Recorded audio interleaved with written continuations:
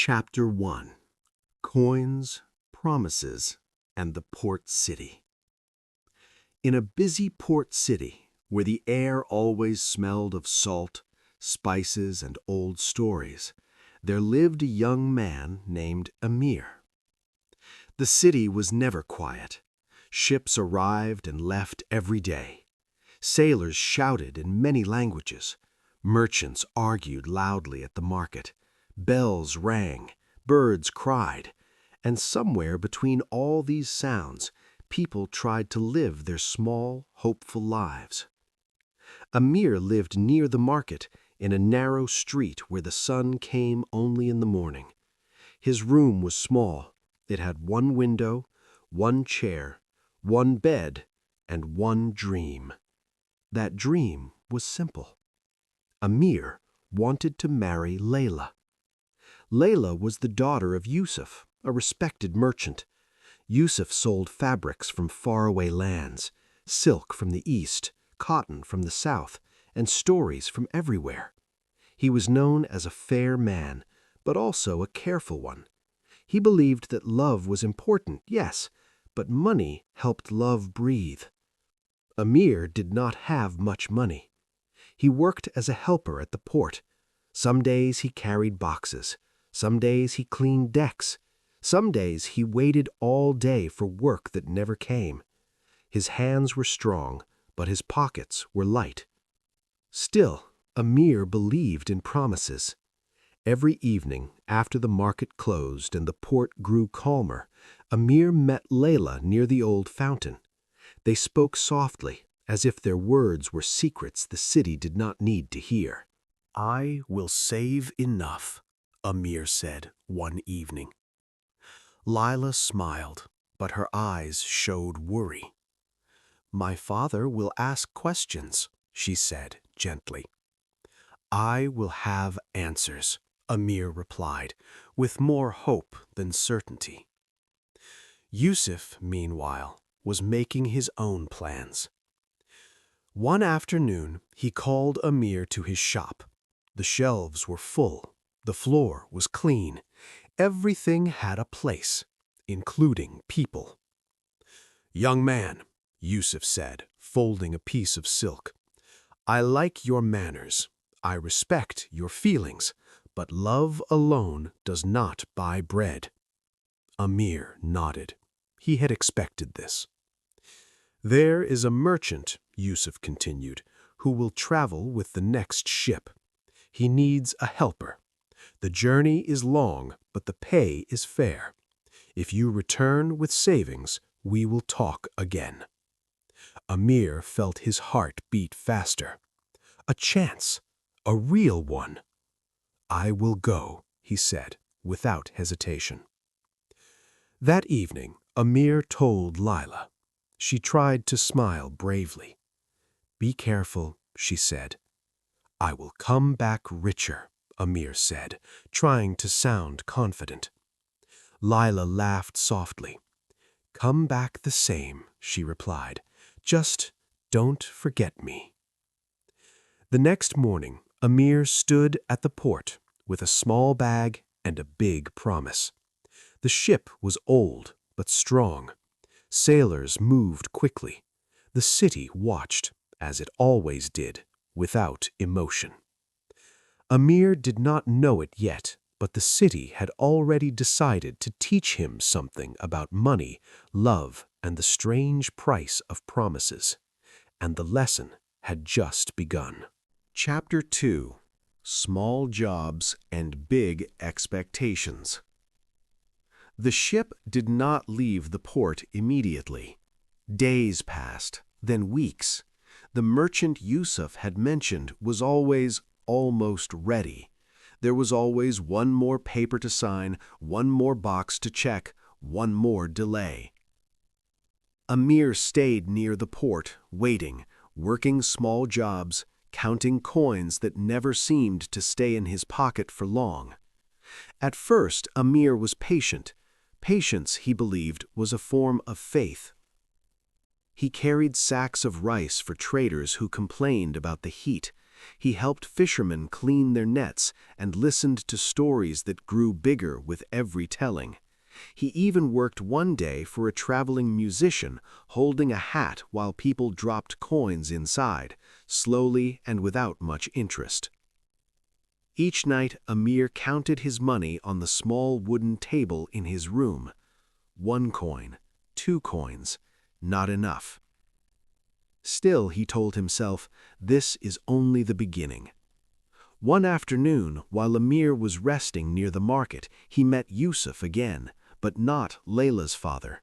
This Yusuf was older, thinner, and always smiling in a way that made people unsure. He was known in the city as someone who knew opportunities. "You look like a man who wants to move forward," Yusuf said, sitting beside Amir without invitation. "I look like a man who wants to eat," Amir replied honestly. Yusuf laughed. "Good. Honest men are easy to understand." He spoke quickly, smoothly. He talked about trade routes, easy profits, fast deals. He spoke about small risks and big returns. His words danced like coins in the air. "All you need," Yusuf said, "is a little trust." Amir listened carefully. He had learned to be cautious, but hope has a way of opening doors that logic prefers to keep closed. "What do you offer?" Amir asked. "A job," Yusuf replied. "Short trips, simple work. Carry messages, watch goods, nothing dangerous." Amir thought of Lila. He thought of her father's calm eyes. He thought of the question that waited for him. "What can you offer?" "I will try," Amir said. The first job paid well, too well for something so easy. Amir delivered a package across the city and returned with coins heavy in his hand. That night, he smiled as he counted them. The second job was harder. The third made him uncomfortable. He began to notice that Yusuf always avoided clear answers. He spoke around questions, not through them. Still, Amir continued. Each time he met Lila, he tried to sound confident. "I am working," he said. "I can see that," she replied, looking at his tired eyes. "Soon," Amir promised. Layla nodded, but her smile had grown careful. Meanwhile, Yusuf, the merchant, Layla's father, was also watching. He noticed Amir's new clothes, not expensive, but better. He noticed the way Amir stood a little straighter. He noticed the way Amir spoke less and thought more. One evening, Yusuf invited Amir to drink tea. "Money changes people," Yusuf said calmly, "sometimes slowly, sometimes suddenly." "I am still the same," Amir answered quickly. Yusuf raised an eyebrow. "That may be true, or it may be what you hope is true." The words stayed with Amir long after he left the shop. Soon after, Yusuf the Smiling offered a new opportunity, a bigger one.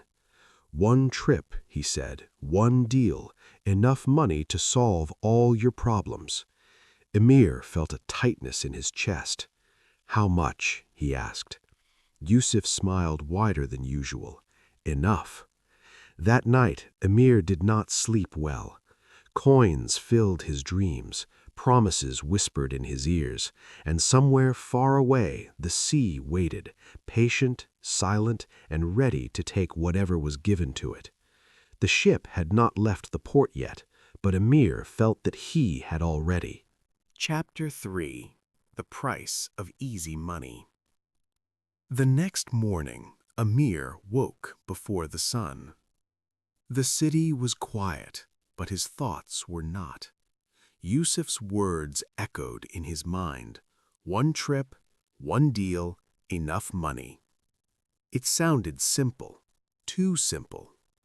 Amir sat on the edge of his bed and held his head in his hands.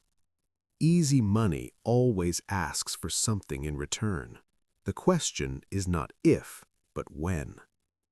Still, When Amir met Yusuf near the docks, he did not say no.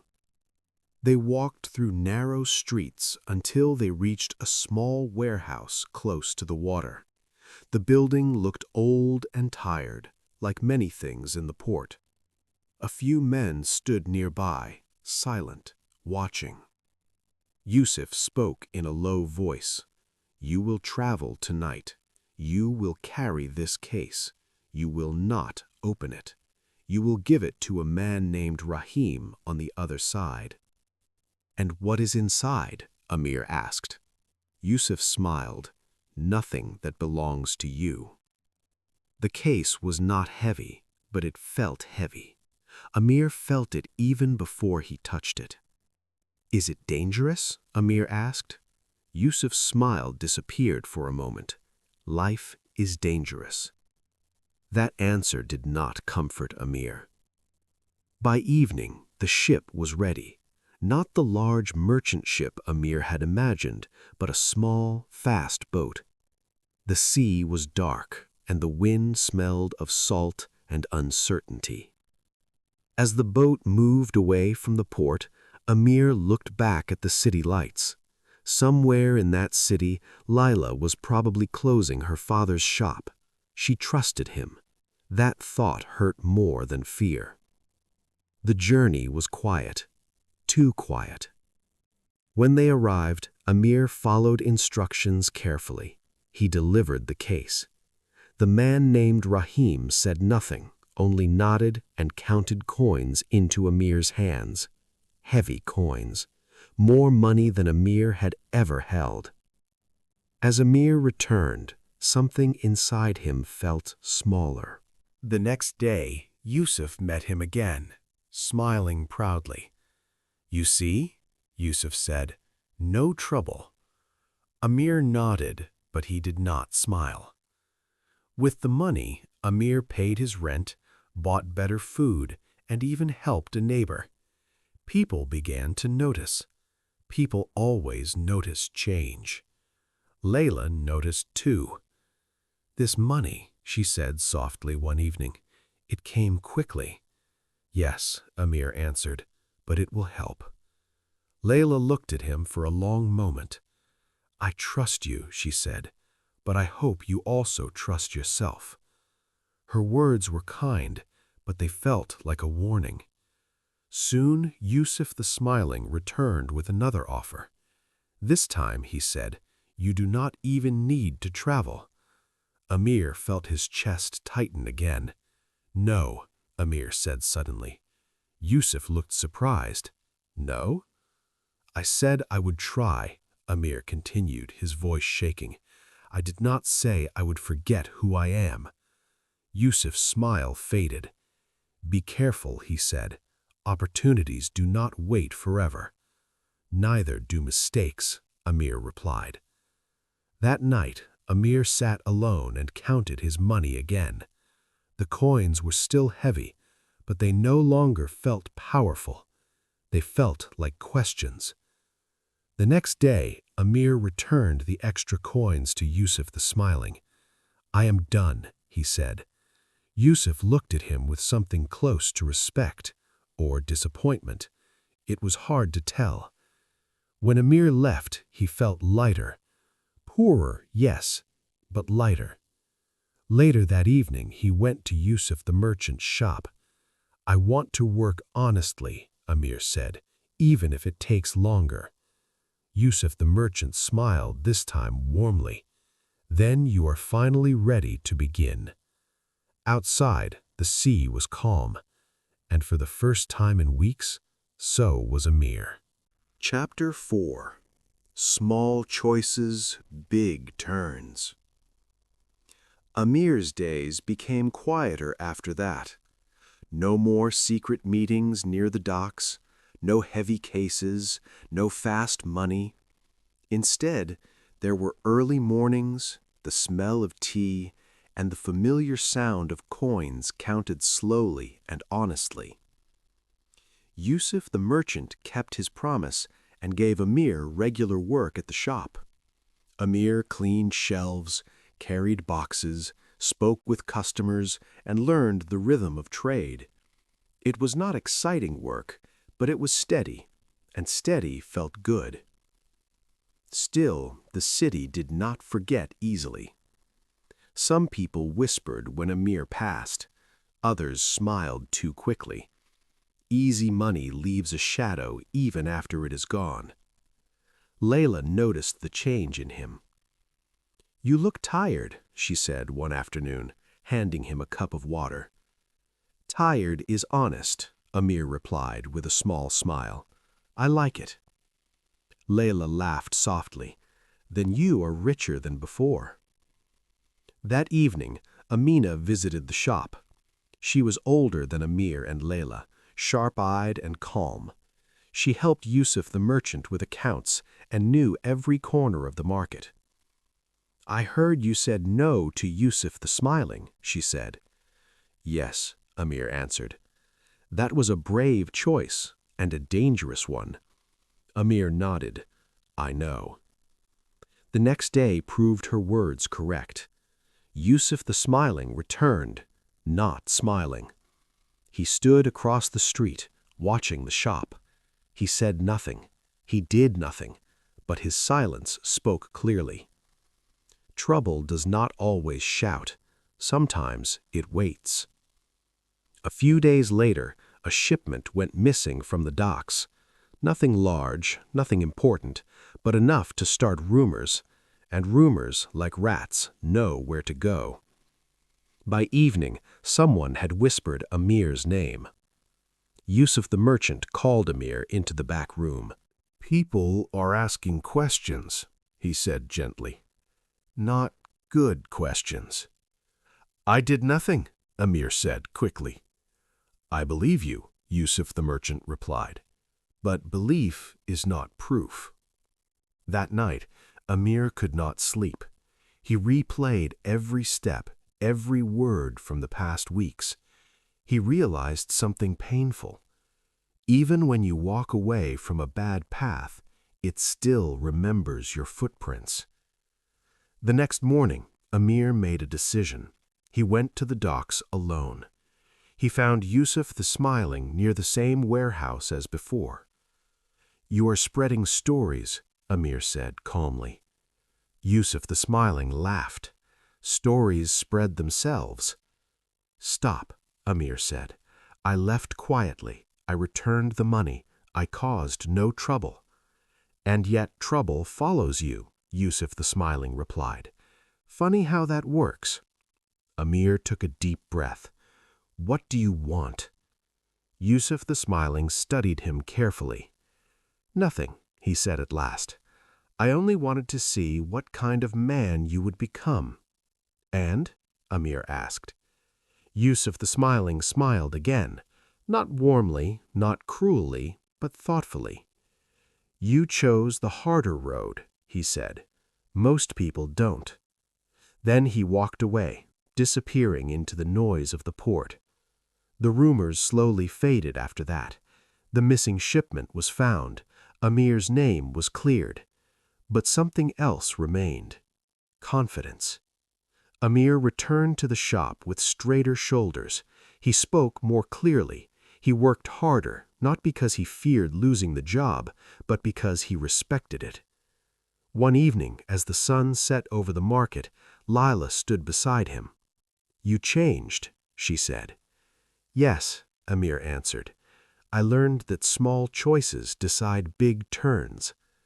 Lila smiled. "Then the best part of your story," she said, "is just beginning." Amir looked at the city, noisy, imperfect, alive. For the first time, he believed her. Chapter 5. The Price of What Matters. The market woke slowly that morning. Shutters opened one by one. Baskets touched the ground. Voices rose gently, like birds testing the air. Amir stood in front of Yusuf the merchant's shop and watched the city come alive. He felt different. Not richer, not more important, but lighter. Weeks had passed since the rumors faded. Amir's name was no longer whispered. People greeted him normally again. Some even trusted him enough to smile honestly. Trust, Amir learned, returns slowly, but it does return. Inside the shop, Yusuf the merchant was counting coins. "You work well," he said, without looking up. "Better than many men who think they deserve more." Amir smiled. "I don't deserve more," he said. "I earn what I get." Yusuf the merchant nodded. "That sentence," he said, "is worth more than money." Later that day, Lila arrived with tea and bread. She sat near the door, watching customers come and go. "You look calm," she said. "I am, for the first time in a long while." Lila hesitated, then asked, "Do you ever miss it, the easy money?" Amir thought carefully. "I miss the feeling," he admitted. "The speed, the excitement, but not the fear."